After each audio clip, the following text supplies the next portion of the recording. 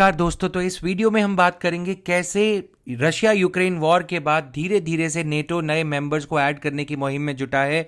NATO +5 का idea क्या है और अब फिनलैंड ने ये डिसाइड किया है कि वो नेटो ज्वाइन करने जा रहा है। इससे पहले स्वीडन और फिनलैंड दोनों कंट्रीज ने एक साथ नेटो की मेंबरशिप को अप्लाई किया था।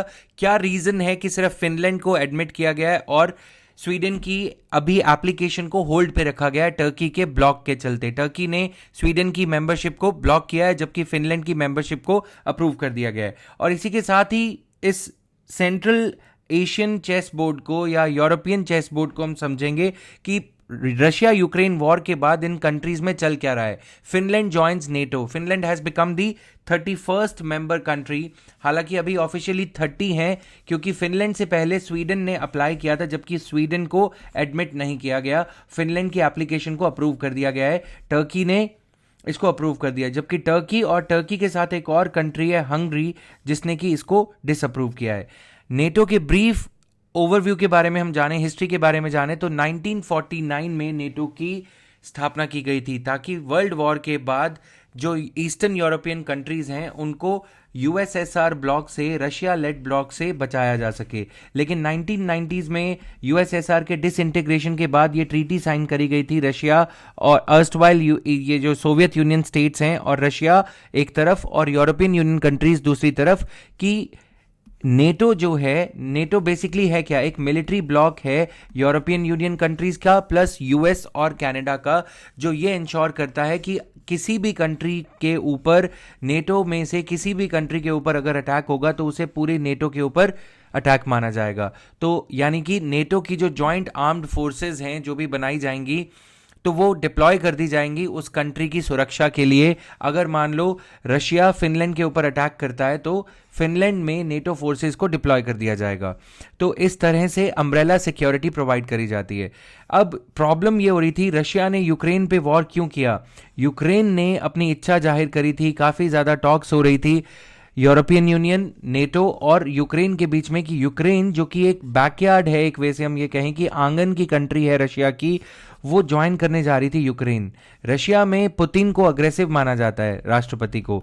पुतिन तो क्या, अगर कोई भी टिमिड राष्ट्रपति भी होता वो भी इस बात को नहीं एक्सेप्ट करेगा कि 1991 में जब यूएसएसआर डिसइंटीग्रेट हुआ, सब कुछ हुआ, तब ये एक ट्रीटी साइन करी गई, पीस ट्रीटी या कोई अकॉर्ड साइन करा गया जिसमें ये कहा गया कि नेटो इस तरफ एक्सपैंड नहीं करेगा। लेकिन धीरे धीरे आप ये देख रहे हो जो ब्लू मैप है, धीरे धीरे से इन छोटी छोटी कंट्रीज को इसमें शामिल किया गया और ये चीज़ रशिया को गवारा नहीं है। इस वजह से इवन दो रशिया और जर्मनी में, रशिया और मेजर यूरोपियन कंट्रीज में ऑयल फ्यूल सप्लाईज को लेके, एनर्जी रिसोर्सेज की सप्लाई को लेके ये जो पाइपलाइंस हैं ये सब भी हैं, कोऑपरेशन भी है, लेकिन फिर भी एक रेयर काइंड ऑफ कोऑपरेशन और एनिमोसिटी का ये रिलेशन चलते हुए आ रहा है। अब ये जो कंट्रीज हैं आप देख रहे हो ब्लू कंट्रीज, धीरे धीरे से नेटो कंट्रीज जो इनिशियली 12 कंट्रीज थी वो फिर 27 हुई और अब 31 कंट्रीज हो गई हैं।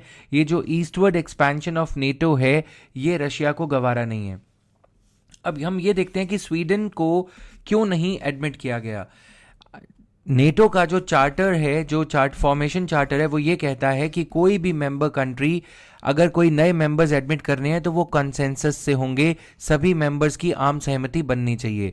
टर्की का भी इसमें रजामंदी ज़रूरी थी। अब स्वीडन में जब प्रोटेस्ट हो रहे थे तो टर्की को इस बात से आपत्ति है कि स्वीडन में टर्की की एम्बेसी के बाहर कुरान को जलाया गया और टर्की में क्योंकि अभी चुनाव होने जा रहे हैं और टर्की के राष्ट्रपति रेसिप तय्यप एर्दोगन अपने डोमेस्टिक इन्फ्लेशन या कॉस्ट ऑफ लिविंग के मुद्दों से टर्की की जनता का ध्यान भटकाने के लिए, जिस तरह से वहाँ पे अभी डिजास्टर को, अर्थक्वेक को मैनेज किया जा रहा है, वहाँ पे सरकार की काफ़ी आलोचना हो रही है डोमेस्टिक पॉलिटिक्स में।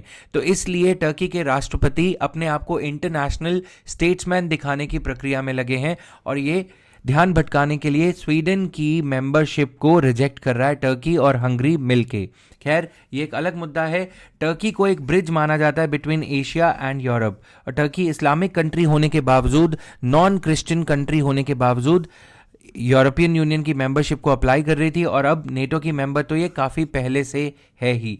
अब रशिया ने अपने सर्कल ऑफ इन्फ्लुएंस को वाइडन करते हुए क्या किया है, रिसेंटली बेलारस को न्यूक्लियर वेपन सप्लाई करने की बात हो रही थी, राइट। रशियन राष्ट्रपति के ऊपर जब आरोप लगे कि आप न्यूक्लियर वेपन सप्लाई करके इंटरनेशनल ट्रीटी ऑब्लिगेशंस हैं, जैसे न्यूक्लियर नॉन प्रोलिफरेशन ट्रीटी और बाकी की ट्रीटीज, जिसके तहत रशिया को लीगली नॉन न्यूक्लियर स्टेट को ऐसे वेपन्स नहीं सप्लाई करने चाहिए, तो रशिया क्यों ऐसा कर रहा है। तो रशियन सरकार ने इसका जवाब देते हुए ये कहा कि यूके ने रिसेंटली रशिया के आंगन में यूक्रेन को टैक्टिकल न्यूक्लियर वेपन्स, यानी कि हैंड हेल्ड न्यूक्लियर वेपन्स, जो ग्रेनेड्स होते हैं, न्यूक्लियर ग्रेनेड्स, वो सप्लाई करने की बात कही है। तो इसके कॉन्टेक्स्ट में अपने आप को सिक्योर करने के लिए रशिया ने बेलारस में कुछ मिसाइल्स, टैक्टिकल मिसाइल्स वगैरह, जो कि एज फार एज जर्मनी तक या यूके तक अटैक कर सकती हैं, उनको प्लेस करने की बात करी है बेलारस में।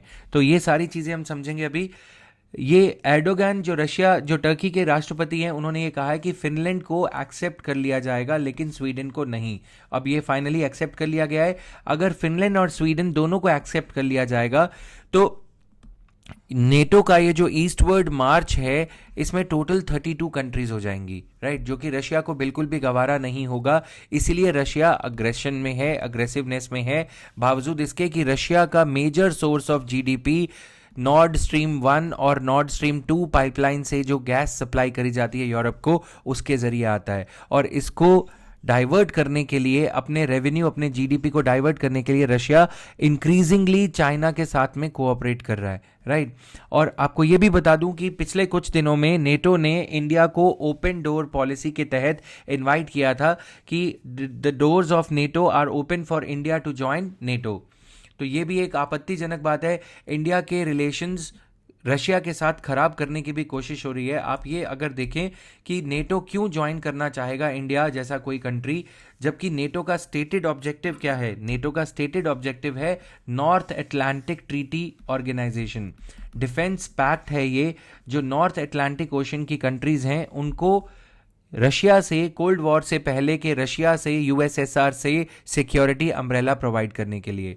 इसका आर्टिकल 2 ये कहता है कि अगर किसी भी कोई जो भी नेटो मेंबर कंट्रीज हैं वो अपने जीडीपी का 2%, अपनी रिस्पेक्टिव जीडीपी का 2% कंट्रीब्यूट करेंगे नेटो के बजट की तरफ। तो इस हिसाब से, क्योंकि यूनाइटेड स्टेट्स का जीडीपी काफ़ी ज़्यादा है, $20 ट्रिलियन के अराउंड है, तो ले दे के नेटो के ओवरऑल बजट का 3/4 बजट जो है यूनाइटेड स्टेट्स से आता है, राइट। तो इतना ज़्यादा अहम रोल प्ले करता है यूनाइटेड स्टेट्स, और कनाडा और बड़ी कंट्रीज़ जो जर्मनी, फ्रांस हैं, वो ज़्यादा कंट्रीब्यूट करती हैं नेटो फोर्सेस की मेंटेनेंस में और नेटो के रखरखाव में।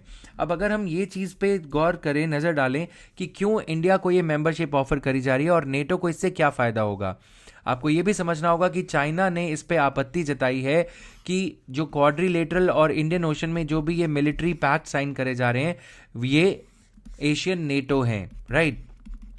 इसको एशियन नेटो कह के क्रिटिसाइज किया था चाइना ने। और इंडिया को ये जो नेटो की मेंबरशिप ऑफर करी जा रही है, क्या इंडिया को इसका कोई फ़ायदा है और इंडिया क्यों इसे ज्वाइन नहीं कर रहा। आप देखो कि डेनमार्क और ये सारी जो कंट्रीज़ हैं, कनाडा, इनकी फोर्सेस इंडिया में डिप्लॉय करी जाएंगी अगर मान लो कल को इंडिया की चाइना या पाकिस्तान किसी कंट्री के साथ में वॉर जैसी सिचुएशन अराइज होती है। लेकिन इंडिया क्यों नहीं ज्वाइन कर रहा। Number 1, India would and up offending it's ally Russia. India Russia को नाराज़ कर बैठेगा। ये वो रशिया है जिसने इंडिया को Shanghai, China led Shanghai Cooperation Organization की मेंबरशिप दिलाई थी, ताकि चाइना और रशिया और इंडिया तीनों मिलके पाकिस्तान के ऊपर दबाव डाल सकें, या रशिया और इंडिया दोनों मिलके चाइना की जो इंडिया के साथ में डिस्प्यूट्स होती रहती हैं उनको न्यूट्रली इसी रीजन में दोनों कंट्रीज़ के बीच में ही सुलझाया जा सके। अब ऐसा रशिया जब इंडिया को इतना सपोर्ट कर रहा है, रशिया कभी भी ये चीज़ को एक्सेप्ट नहीं करेगा कि इंडिया नेटो के साथ करीबियां बढ़ाए। और भारत सरकार ने भी एक्सप्लिसिटली इस चीज़ को मना कर दिया है, राइट। ऑलरेडी हम क्वाड्रिलेटरल के मेंबर हैं और रशिया इस बात से भी हमसे खफा है। ऑल वेदर फ्रेंडशिप रशिया और इंडिया के बीच में कहीं ना कहीं इसको ठेस पहुंचाने के लिए नेटो की एक साजिश भी इसे कहा जा सकता है। अब बाकी के जो नेटो प्लस 5 नाम की एक ग्रुपिंग है, इसके बारे में भी बात करना ज़रूरी होगा। इजराइल जैसी कंट्रीज़ जो कि नेटो की फुल फ्लेजेड मेंबर्स नहीं है, नेटो प्लस 5 में ऐसी कंट्रीज़ को शामिल किया गया है। इंडिया को ये कहा जा रहा है आप नेटो का एक ऑब्जर्वर कंट्री टाइप एक और कंट्री ऐड हो जाएगी तो नेटो प्लस 6 हो जाएगा, अगर India NATO plus observer country के रूप में नेटो को ज्वाइन करता है तो ये नेटो +6 हो जाएगा, लेकिन इंडिया ने इसके लिए मना किया है। और अब दूसरी तरफ हम देखें, door open, should India be interested, says US NATO ambassador. ये जो यूएस की नेटो की अनवॉय हैं, इन्होंने इस चीज़ को कहा है। और आप ये देखोगे नेटो नॉर्थ अटलांटिक कंट्रीज़ के लिए था, लेकिन धीरे धीरे से वेस्ट जर्मनी जैसी कंट्रीज़ को भी इसमें शामिल किया गया। ये आप देखोगे जर्मनी में जब यूनिफिकेशन ऑफ जर्मनी हुआ तो धीरे धीरे से इन कंट्रीज़ को भी इसमें ऐड किया गया, जो कि रशिया को बिल्कुल भी गवारा नहीं है, राइट। एक तरफ यूरोपियन यूनियन का जो इकोनॉमिक बैकबोन है, जो इकोनॉमिक प्रोवेस था, या ये कहें कि इकोनॉमिक कैपेसिटी थी, इन कंट्रीज़ का जीडीपी ज़्यादा था। एक तरफ तो इकोनॉमिक प्रोवेस इन कंट्रीज़ का कमज़ोर पड़ रहा है, जिस बात की पुष्टि यूनाइटेड किंगडम्स के यूरोपियन यूनियन के एग्जिट लेने से क्लियर होती है। दूसरा, PIGS countries, Portugal, Ireland, Italy, Greece and Spain, ये कंट्रीज परपेचुअल डेट में हैं। इसके एवज में और इसी के पैरेलल ये फिनोमिना हो रहा है कि even as the economic capacity of European Union is on the decline due to the reasons कि उनकी पॉपुलेशन ग्रेइंग ऑफ एयर हो रही है, बूढ़े हो रहे हैं ये लोग, राइट। तो बावजूद इसके भी नेटो जैसे ये जो ज़्यादा खर्चा करने वाले ये जो मिलिट्री ग्रुपिंग्स हैं, उसमें अभी भी जर्मनी, फ्रांस, यूरोपियन यूनियन की बाकी कंट्रीज़ बाज नहीं आ रही हैं रशिया को परेशान करने से। और रशिया भी, बावजूद इसके कि रशिया की इंक्रीजिंग डिपेंडेंस है ऑयल के ऊपर, ऑयल रेवेन्यू के ऊपर, जो कि जर्मनी को गैस सप्लाई करी जाती है, फ्रांस को सप्लाई करी जाती है, उसके ऊपर फिर भी रशिया भी बाज नहीं आ रहा है। और इस सब का खामियाजा हमें इंडिया में या पूरे वर्ल्ड को भुगतना पड़ रहा है in the form of increased crude oil prices. तो ये वर्ल्ड की पीस इस टाइम इंडिया जैसी कंट्रीज़ को काफ़ी ज़्यादा ज़रूरत है। अब आप देखोगे बेलारस के जो राष्ट्रपति हैं, रशियन राष्ट्रपति के साथ में, प्रेसिडेंट के साथ में फीचर होते हुए, जिसमें ये कहा गया है रशिया जो है वेपन्स या ऐसी मिसाइल्स को, न्यूक्लियर मिसाइल्स को बेलारस में स्टेशन करने जा रहा है, सो दैट इस चीज़ को काउंटर किया जा सके जो यूक्रेन को यूके ने लास्ट वीक ये armour piercing rounds depleted uranium के सप्लाई करने का फैसला लिया है। डिप्लीटेड यूरेनियम हालांकि उतना ज़्यादा अच्छा नहीं होता, लेकिन फिर भी उतना ज़्यादा कैपेबल नहीं है, लेकिन फिर भी ये गलत है। यूनाइटेड नेशंस एनवायरनमेंट प्रोग्राम ने भी ये कहा है कि ये डिसीजन गलत है यूके का। अब इस डिसीजन को काउंटर करने के लिए बेलारस को भी रशिया कुछ ऐसे टैक्टिकल न्यूक्लियर वेपन सप्लाई करने की बात कर रहा है। तो ये जो कोल्ड वॉर जैसी सिचुएशन, कोल्ड वॉर 2.0 है, इससे बाहर निकलना हर कंट्री के लिए ज़रूरी होगा। तो फिनलैंड एंड स्वीडन की बात है यहाँ पे। और इसी के साथ साथ हमने ये भी समझा कि टर्की नेटो का मेंबर है लेकिन यूरोपियन यूनियन का नहीं। हालांकि यूरोपियन यूनियन में शामिल होने की इच्छा टर्की के राष्ट्रपति ने जाहिर की थी, लेकिन यूरोपियन यूनियन की अपनी खुद की डिक्लाइन को देखते हुए अब टर्की ने ऐसा कोई इरादा या ऐसा कोई ख्वाब लेना छोड़ दिया है। तो ये था इस छोटे से टॉपिक का एनालिसिस। धीरे धीरे से आपका ये टॉपिक ब्लैक सी और ये यहाँ पे बाल्टिक सी, इन सब चीज़ों के बारे में आपको नॉलेज रहना चाहिए, सो दैट एग्ज़ाम में इन चीज़ों के बारे में हमें पता रहे। लिथुआनिया और लैटविया, ये सब जो स्टेट्स हैं, इनका भी धीरे धीरे से एक्सटेंशन टूवर्ड्स यूरोपियन यूनियन बढ़ता चला गया। तो ये था इस टॉपिक का एनालिसिस। धीरे से ऐसे ही इंटरनेशनल टॉपिक्स के और मैप स्टडी का एक फुल होलिस्टिक वीडियो मैं लेके आऊँगा, जिसमें यूपीएससी 2023 प्रीलिम्स के लिए जो मैप बेस्ड क्वेश्चंस के लिए हमें चीज़ें समझनी हैं, चाहे वो मेडिटेरेनियन सी हो, इजराइल पैलेस्टीन, गोलान हाइट्स, या फिर वेस्ट एशिया का मैप हो या सेंट्रल एशिया का मैप हो, उसमें इंपॉर्टेंट पॉइंट्स को हम मार्क करेंगे आने वाले कुछ ही दिनों में। Thank you guys, bye bye.